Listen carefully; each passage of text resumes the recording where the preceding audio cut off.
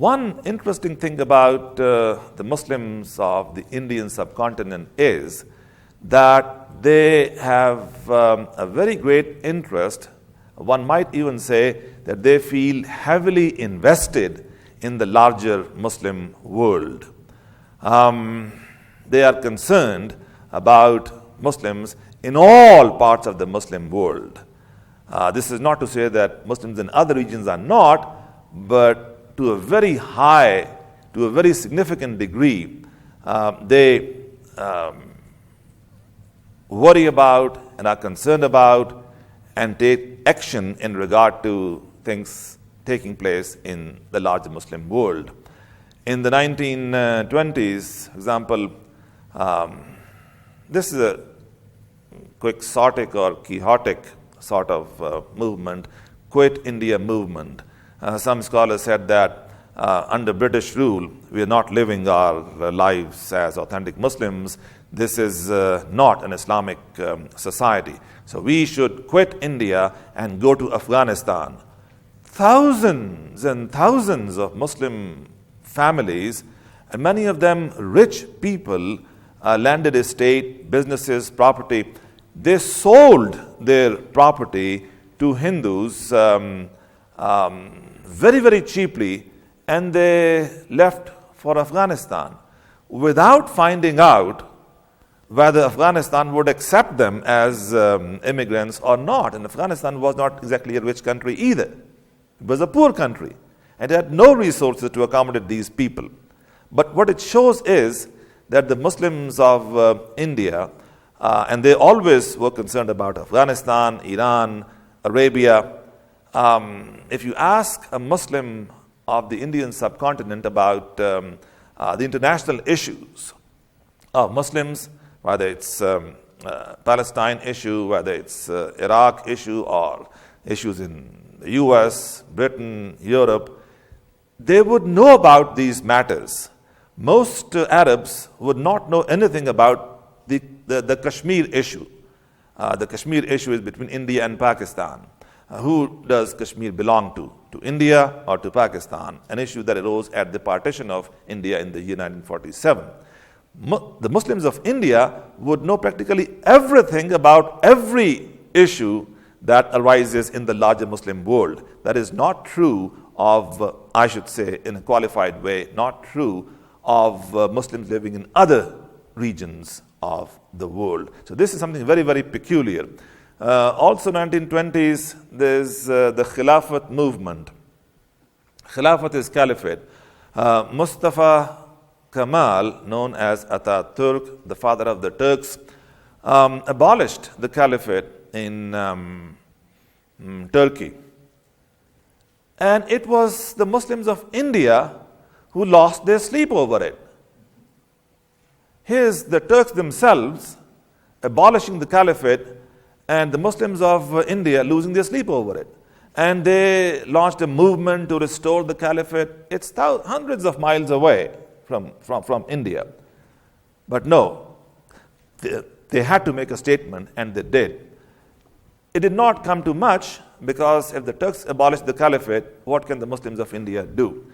But to this day, the Turks hold the Muslims of India, especially the Muslims of Pakistan, in great regard because of the concern that the Muslims of India showed for Turkey at that time. So there are very close, friendly relations between Pakistan and India, and it goes back to that symbolic act done by Muslims. In India, Arabic is cultivated and Persian is cultivated, both as languages of Arabic primarily as a language of religion, Persian as a language of literature and culture.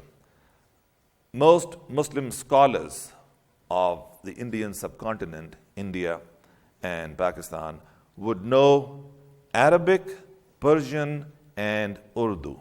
And Urdu, by the way, is one of the most important modern languages of the world. And after Arabic, I think most of the literature on religious matters is found in Urdu, not in Persian. In fact, there is some literature found in that language that is not found in Arabic. In the field of Quranic commentaries especially, there are some Quranic commentaries that need to be rendered into Arabic and into other Islamic languages because the quality of insights found in those commentaries is not found in other commentaries written in other languages. And many reformers who have arisen in the Indian subcontinent have written commentaries on the Quran in Urdu. So Urdu can boast a very, very rich Islamic literature, not only poetry, fiction, etc., but religious literature also. So from that, anyone who wants to study Islam in general needs to be familiar with the writings in the Urdu language, if as a secondary language. But if you want to study Indian Islam, then of course you have to study Urdu. It's a must. Okay? Muslims, yes. Sorry, can I ask a question? Go ahead. No, go ahead. I don't know if it's possible to generalize this, but in modern Pakistan, what is the general sentiment toward Indian Muslims? Is there resentment for not moving to Pakistan? Is there a sense of brotherhood? I've heard I've traveled in India, I haven't traveled in Pakistan, and I hear very conflicted feelings from Indian Muslims about the Pakistan-India issue, about Kashmir. Is there a general sentiment? No, I think resentment perhaps is a strong word, but if we must use it, it's found more among Indian Muslims than among Pakistani Muslims. The feeling is, and right after the partition of India in 47, some Muslim thinkers and scholars and writers said, well, Pakistani Muslims have established a homeland for themselves and they have left us behind. What happened also was that many of the intellectual and social elite moved to Pakistan, and Indian Muslims did not have many leaders left who would guide them. That's the reason why Indian Muslims have never been able to get their act together politically to this day. And for that, they blame Pakistan. But Pakistani Muslims, on the other hand, they say it was a good thing that we got Pakistan, otherwise we would have been slaves of Hindus after the departure of the British, because Hindus were in a large majority. And if Muslims had remained in India, then practically they would have been enslaved by that large majority. And you see, that is why Muhammad Iqbal, in the year 1930, as early as 1930, proposed in an address he delivered, a presidential address he delivered at the All India Muslim League, the party of Muslims, in which he proposed the creation of a separate homeland for Muslims. That's a very, very crucial document in the history of Indian Islam. And you should read that. It should be available on the web, I think, in which he said that Hindus and Muslims are two distinct communities. Actually, Iqbal and likewise the founder of Pakistan, Muhammad Ali Jinnah, they were they favored Hindu-Muslim unity for many, many years.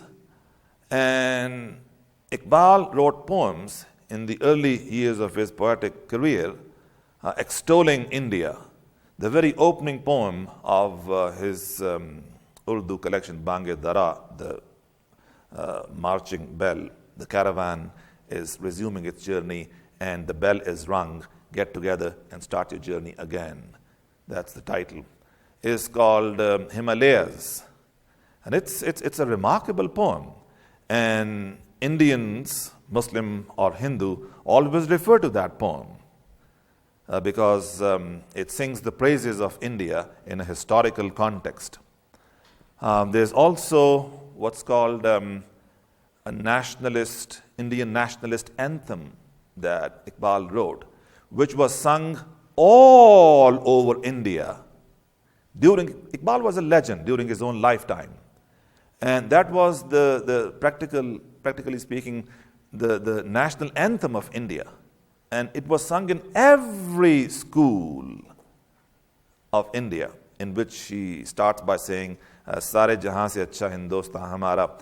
Our India is better, more beautiful than any other part of India. Hum bulbule hain iski, ye gulsita hamara. It is our garden, and we are the nightingales in this garden. So if you read that poem, you're filled with Indian nationalist or patriotic sentiments. But then Iqbal moved on. From Indian nationalism, he moved on to Muslim nationalism. And so Indians ignored that development and stopped over here. Pakistanis move on to that stage of development has to be taken into consideration also.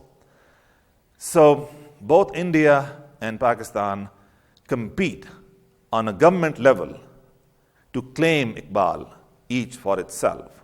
So when Iqbal's centennial celebrations were, he died 1877, 1977, both governments spent millions of dollars to hold conferences, invite scholars, and have special publications and so on. So he is a contested figure in that respect.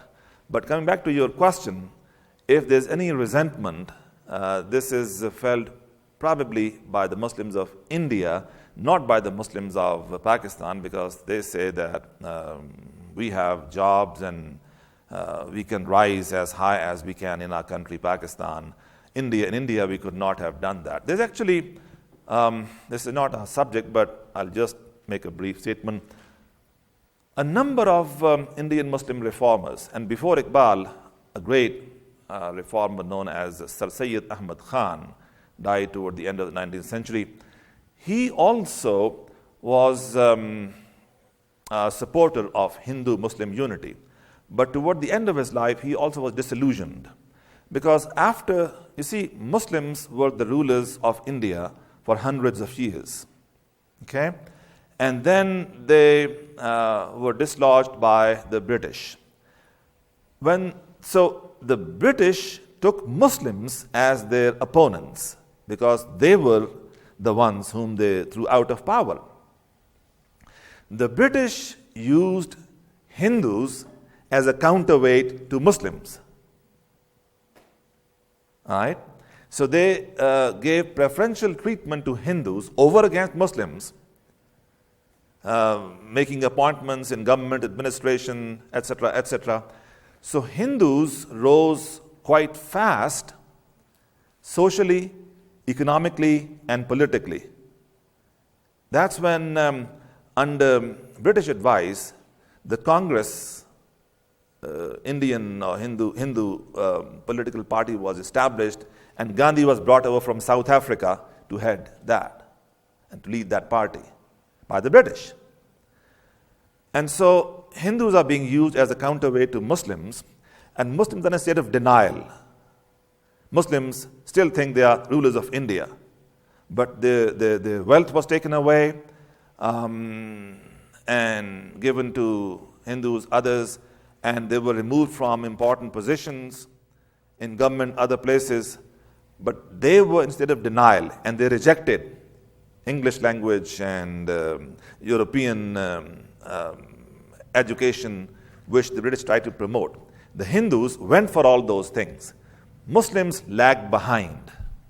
So eventually, it was the view of many Muslim leaders at that time that Hindus were now trying to grab all of India and establish a Hindu majority rule.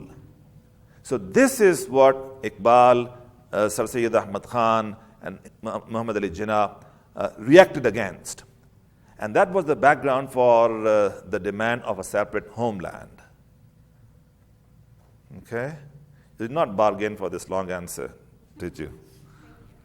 All right. So the last point I was making, that Muslims remained a minority in India from the 8th century, when they first arrived in India, to this day.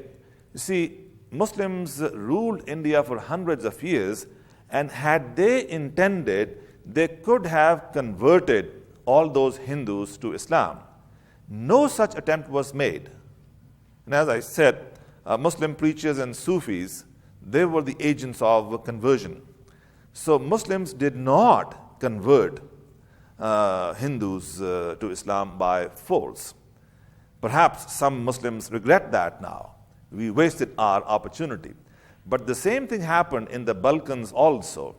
When the Turkish soldiers had to fight in the Balkan region, one Turkish general said to the Sultan of Turkey, you know, we should convert these Balkan people. Second, third generation, they will not even remember their history. So they'll rise as good Muslims. And Muslim scholars in Turkey said, no, Islam forbids conversion by force. What will happen in the future? It's in God's hands. But our religion does not allow us to make forcible conversions. So Muslim approach to conversion has been the same all over. This is not to say that there has been that they have an occasional attempt by some rulers overly committed to Islam and so on. But as a rule, no such attempts were made. In Spain too, did not happen. There are only one or two instances in which some rulers coming from North Africa made such attempts, faint attempts. But the Christians were not converted by force in Spain. And then they came back and made what's known as the Reconquest. So Muslims remained a minority from beginning to end in South Asia.